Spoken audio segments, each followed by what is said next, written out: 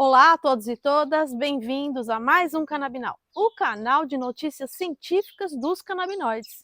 Eu sou Eliana Rodrigues, ele é o Tyson, e hoje nós estamos aqui para fazer uma pergunta para você.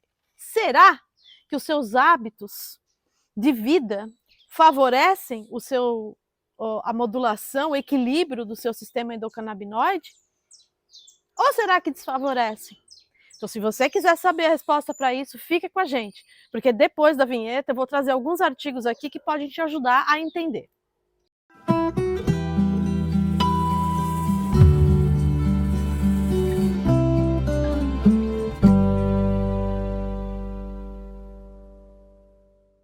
Bem, então, de novo, eu venho trazer aqueles 2 artigos de revisão que eu venho trazendo nas últimas semanas, porque são artigos muito importantes para responder as perguntas sobre práticas complementares integrativas e estilo de vida, né?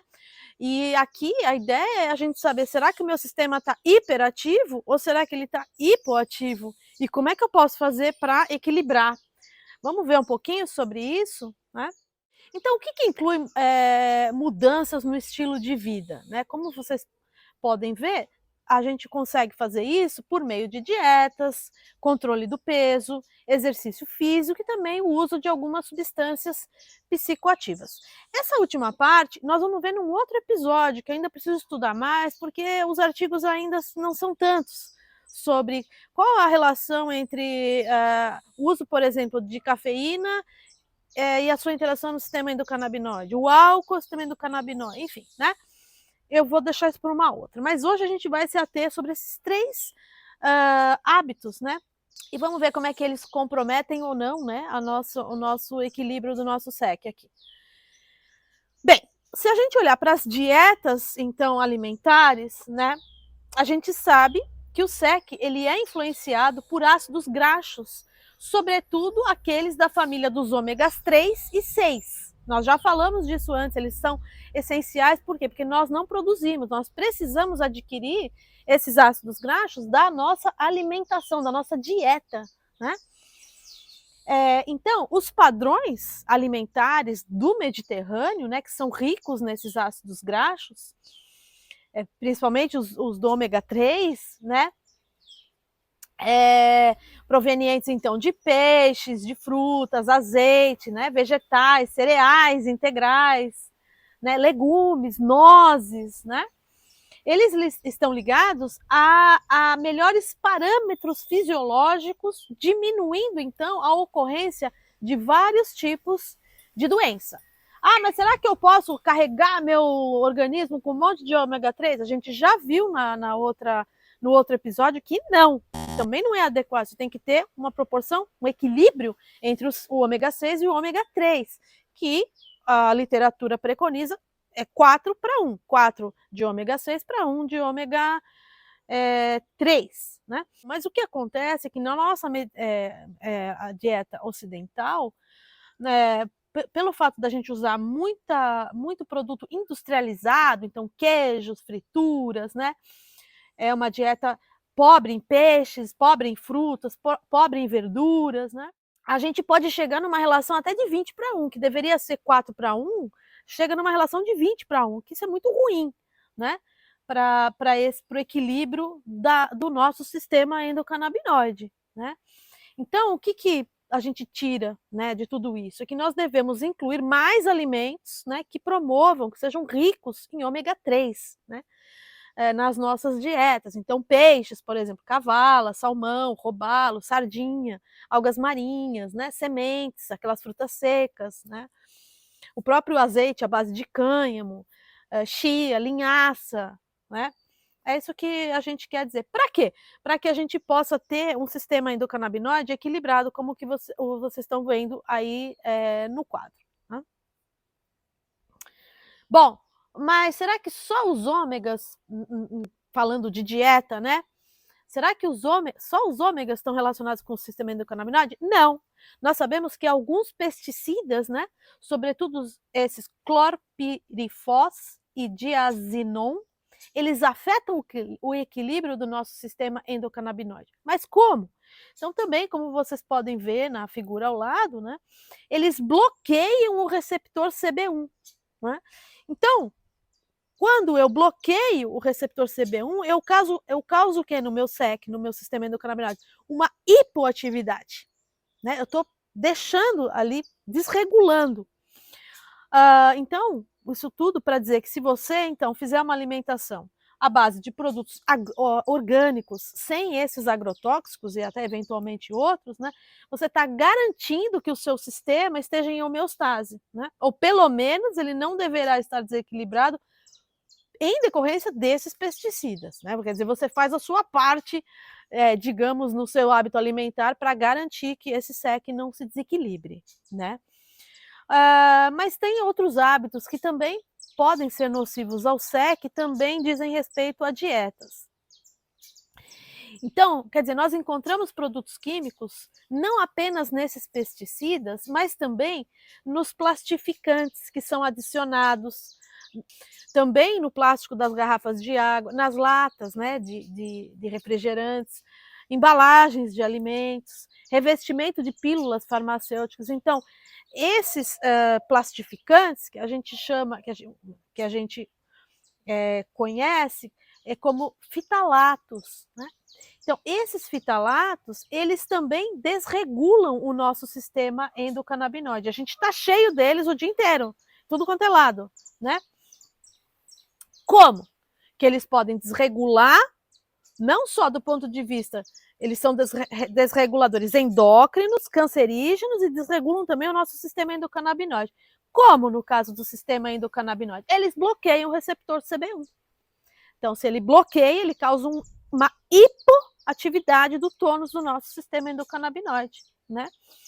Eles agem como antagonistas desse receptor CB1. Então, voltando, né, para a fala da doutora Paula Vinha, o que nós devemos fazer, né?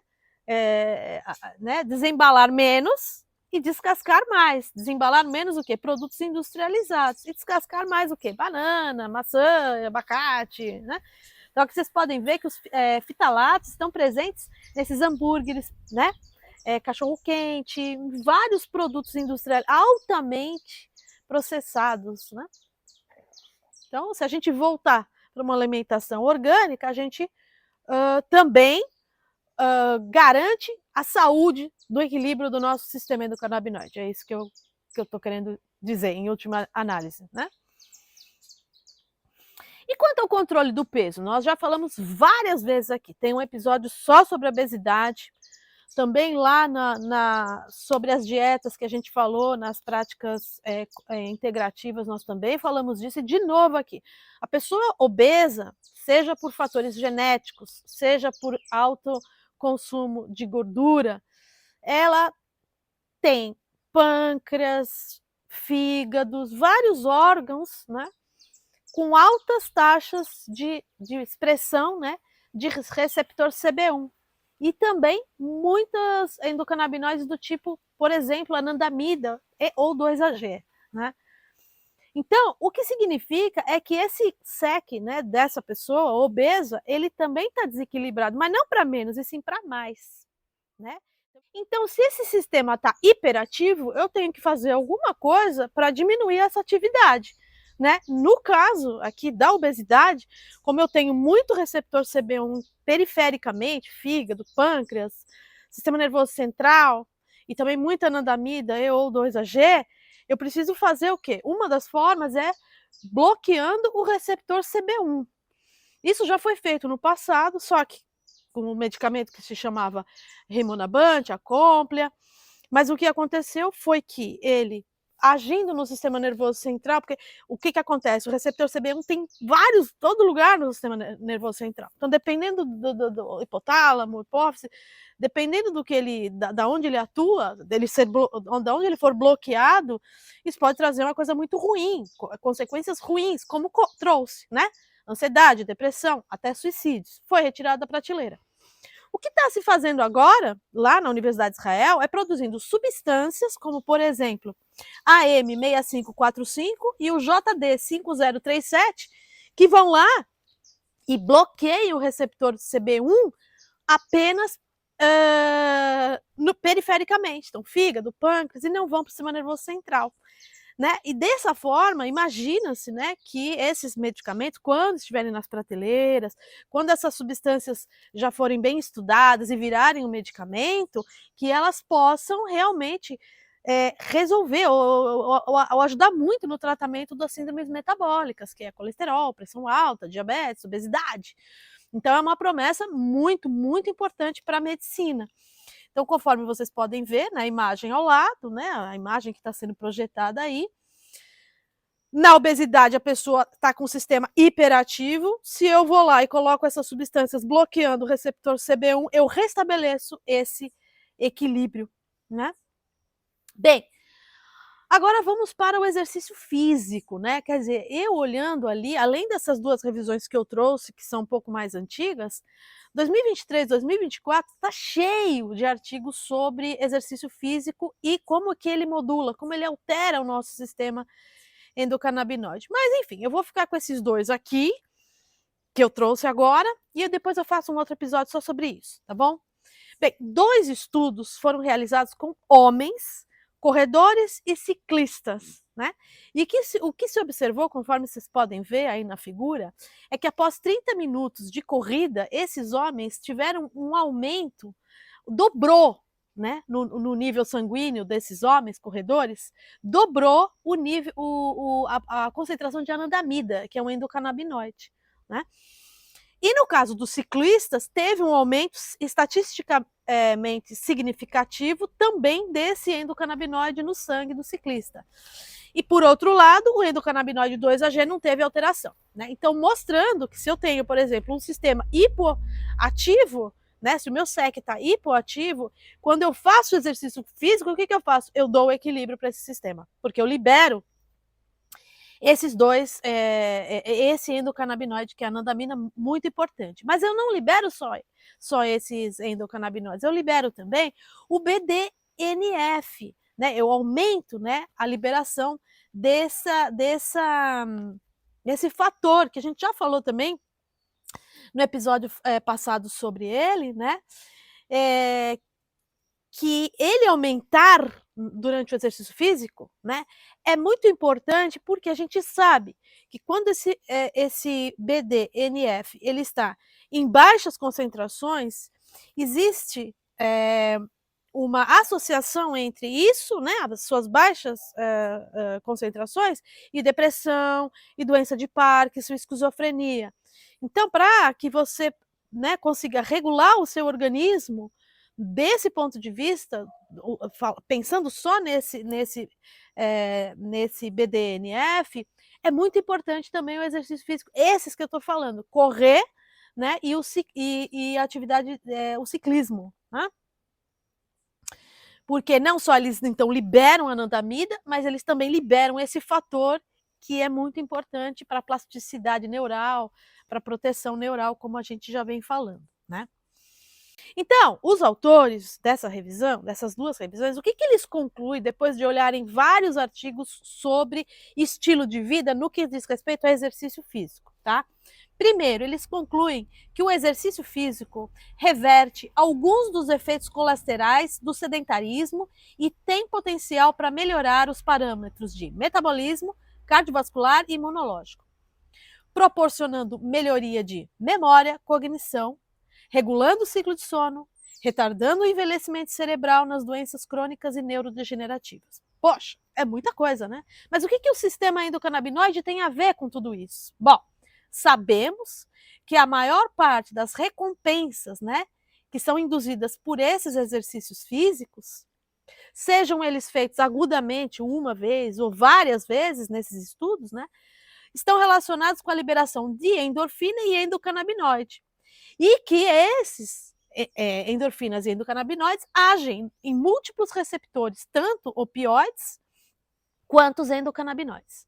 E é muito legal também a gente pensar assim, imaginava-se que quando a pessoa corria muito, quando a pessoa corre muito, na verdade, ela entra no estado de euforia, né? E também é conhecido como runner's high, né? Isso porque a pessoa ela tem uma sensação de felicidade, membros soltos, né? Ela perde a ansiedade, ela perde o mal-estar, ela tem uma high, né? Ela fica eufórica, né? E isso era explicado muito pela liberação de endorfinas. Hoje já se sabe que, para além das endorfinas, o que traz esse high, runner's high, essa euforia do corredor, é também a liberação de endocannabinoides. Então, isso é muito interessante também, né? Bom, eu espero que vocês tenham entendido um pouco da relação entre o estilo de vida que vocês têm, os hábitos que vocês têm de dieta, de obesidade, de exercício físico e como que isso impacta na regulação do seu sistema endocannabinoide, né?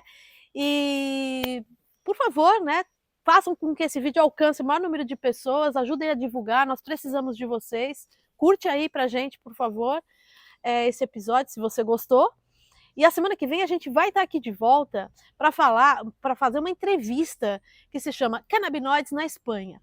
Eu entrevistei a Noemi, que é uma pesquisadora, neurocientista da Espanha, e vai ser muito legal. Então, vem com a gente, porque eu tenho certeza que você vai aprender muitas coisas legais comparando o Brasil com Espanha aí sobre os canabinoides. Eu vejo vocês lá.